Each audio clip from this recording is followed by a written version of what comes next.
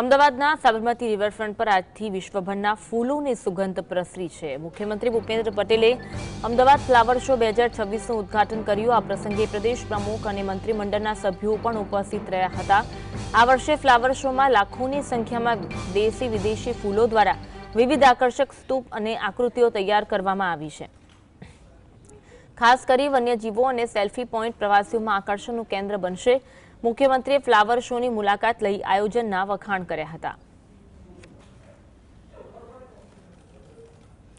Flower શોની આજથી શરૂઆત થઈ છે। ફ્લાવર શોમાં અનેક સ્કલ્પચર છે જે પ્રવાસીઓમાં આકર્ષણનું કેન્દ્ર બનવાના છે, મુલાકાતીઓ માટે આકર્ષણનું કેન્દ્ર બનવાના છે। ફ્લાવર શોનું ઉદ્ઘાટન મુખ્યમંત્રી ભૂપેન્દ્ર પટેલ દ્વારા કરવામાં આવ્યું। આ સમયે પ્રદેશ પ્રમુખ અને મંત્રીમંડળના સભ્યો પણ ઉપસ્થિત રહ્યા હતા। ફ્લાવર શોમાં લાખોની સંખ્યામાં દેશી વિદેશી ફૂલો દ્વારા વિવિધ આકર્ષક સ્તૂપ અને આકૃતિઓ તૈયાર કરવામાં આવી છે। ખાસ કરીને વન્યજીવો અને સેલ્ફી પોઈન્ટ પ્રવાસીઓમાં નવું જ આકર્ષણનું કેન્દ્ર બની રહેશે।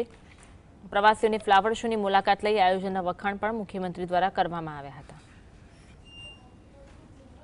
જે ફ્લાવર શો યોજાયો છે, ભારત એક ગાથા થીમ પર યોજવામાં આવેલા જે ફ્લાવર શો છે તે ફ્લાવર શોમાં સૌથી આકર્ષણનું કેન્દ્ર જે વિવિધ પ્રકારના સ્કલ્પચર છે, ત્યારે જે સ્કલ્પચર છે તેમાં જે કોમનવેલ્થ ગેમની યજમાની જે ભારત દેશ કરવાનું છે ત્યારે તેને આવકારતું સ્કલ્પચર પણ તૈયાર કરવામાં આવ્યું છે। વેલકમ ટુ કોમનવેલ્થ 2030 શીર્ષક હેઠળ તમે જોઈ શકો છો કે જે ફૂલોથી વિવિધ પ્રકારના રંગબેરંગી ફૂલોથી પ્રતિકૃતિઓ તૈયાર કરવામાં આવી છે।